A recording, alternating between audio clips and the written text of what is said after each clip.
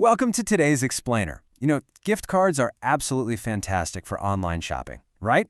They're the perfect present, they help us budget, but let's be real, they can also be incredibly frustrating, especially when you're left with those random, tiny balances. Today, we're going to take that universal headache and turn it into a seriously empowering, money-saving strategy. We are unlocking the secrets to combining those cards like a pro.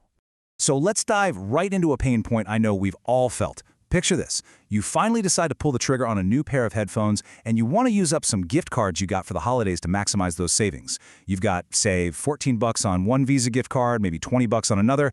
You add the headphones to your cart, hit checkout, and boom, the website only gives you a single slot for one credit card. No way to add the second one. It is so maddening, right? And honestly, it's a huge reason why millions of dollars just sit unused in our desk drawers year after year.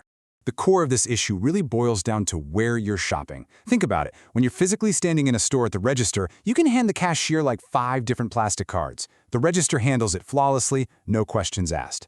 But online checkouts, they're totally different. They have a really strict one credit card limit. Those online payment gateways simply aren't built to split a single charge across multiple open-loop gift cards. And by open-loop, I mean your standard Visa, MasterCard, or American Express gift cards that aren't tied to one specific store. But hey, don't worry, because we've got the workarounds. Here is our roadmap for today. We'll cover the checkout frustration, the e-gift card hack, store policies and limits, fintech apps and wallets, troubleshooting common errors, and finally, a summary and some disclaimers. All right, Section 1, the checkout frustration, and exactly why these payment gateways reject your cards. The real culprit here is something called a split tender transaction. Basically, that's just a fancy way of saying you want to pay part of your bill with one payment method and the rest with another. Now, what's actually kind of crazy about this is that websites handle split tender transactions perfectly fine if you're using their own store gift cards. You just pop in the store card code, pay the remaining balance with your debit card, and you're good. But they treat Visa and Amex gift cards exactly like regular credit cards, which totally blocks you from trying to use two at once. Let's move on to Section 2, the e-gift card hack, which is literally the ultimate workaround. Okay, this is how we completely bypass those frustrating gateway restrictions. It's a simple 4-step process. Step 1 is the balance audit. You've got to check the exact balance of your Visa gift card, down to the penny, using the website printed right there on the back of the card. Step 2 is the precision purchase. Head over to your favorite online retailer, say Amazon or Target, and use that Visa card to buy a digital store-specific e-gift card for the exact amount you just checked. So if you have exactly $14.67 left, you buy an e-gift card for $14.67. Step 3 is gateway authorization. Since your purchase amount perfectly matches the Visa balance, it slides right through the system and processes successfully. And finally, Step 4, consolidation. You just repeat this process for all those random little Visa cards you have laying around, and then stack those newly generated store e-gift cards together at checkout. Which brings us to Section 3, store policies and limits. You definitely need to know the rules here. So a really crucial point is knowing just how many of these converted store gift cards a retailer will actually let you stack on a single order, because honestly, the rules vary wildly. Take Amazon, for example. They are incredibly flexible. They literally let you endlessly load gift cards into your account balance. Target is also great, capping you at a very generous 10 cards per online transaction. But then you have Walmart, which limits you to 5 online, and Sephora, well, they have a pretty strict limit of just 2 gift cards per online order.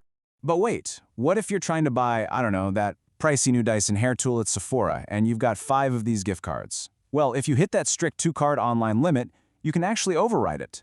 All you do is gather your card info, call their customer support line at 1-877-737-4672, and a beauty advisor will manually apply up to 10 gift cards to your order right there on the phone before placing it. It just goes to show, sometimes doing a little digging and contacting customer service is a highly practical way to maximize those savings. Now for Section 4, fintech apps and wallets. This is all about digital split payments.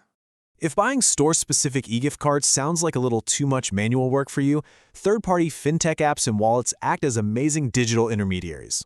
Platforms like Cashish, PayPal, or even digital wallets like Apple Pay and Google Pay allow you to link multiple cards and just totally bypass merchant limits altogether. They essentially do all the heavy lifting in the background, combining your scattered funds so your actual online checkout experience is perfectly smooth. Let's look at Cashish as an example, because it's incredibly useful for this exact scenario. You just link your prepaid cards to your Cashish account. Let's say you're making a $50 purchase online. You can literally tell the app, hey, pull $10 from this Visa gift card, 15 from a second one, and put the remaining 25 on my regular debit card. Kashish processes all of that internally. And the online merchant you're buying from, they only ever see one single, seamless payment. It completely eliminates the headache of tracking all those small amounts yourself. Moving along to Section 5, Troubleshooting Errors. Let's fix those annoying checkout issues. Look, even with the best strategies, you might hit a snag. If a card gets declined, you'll want to check 3 main things. First up, always ensure the prepaid card's registered billing address actually matches your online order. A lot of times you have to go to the card issuer's website first just to register your zip code. Second, keep in mind that merchants will sometimes reject a card if the remaining balance is unusually low or if the transaction price is even slightly higher than what's on the card, because that can trigger a fraud flag. And third, you really need to watch out for expiration date errors. Actually, this expiration thing is a very strange, very modern problem. Because Visa gift cards can have expiration dates up to 14 years in the future, some online checkout drop-down menus literally won't go that high. I know, it sounds ridiculous, but if you hit this wall, adding the card to a digital wallet like Google Pay or Apple Pay fixes it instantly, simply because the digital wallet handles all that back-end authentication for you. Finally, Section 6, Summary and Disclaimers, where we'll wrap up with some expert shopping tips. Let's recap how to really optimize your online shopping. Number 1, convert those tricky Visa cards into retailer-specific e-gift cards. Number 2, check the stacking limits for specific retailers.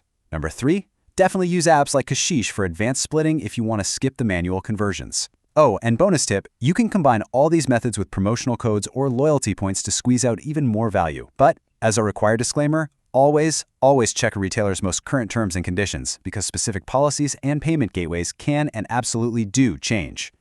I really love this quote from one of our sources for today's explainer. Gift cards are meant to bring convenience and joy, not frustration from scattered balances. I mean, that really hits the nail on the head, doesn't it? Please, do not let those small, scattered amounts sit idle in a drawer somewhere. When you know how to utilize just a few quick digital conversions, you can unlock a much bigger, much more rewarding purchase. So what does this all mean for you right now? Well, my final question to you is, are you ready to finally clear out that gift card drawer, grab those leftover cards, pick whichever conversion method feels right for you, do a little bit of retail research, and go maximize your savings today? Thanks so much for joining me on this explainer, and happy shopping.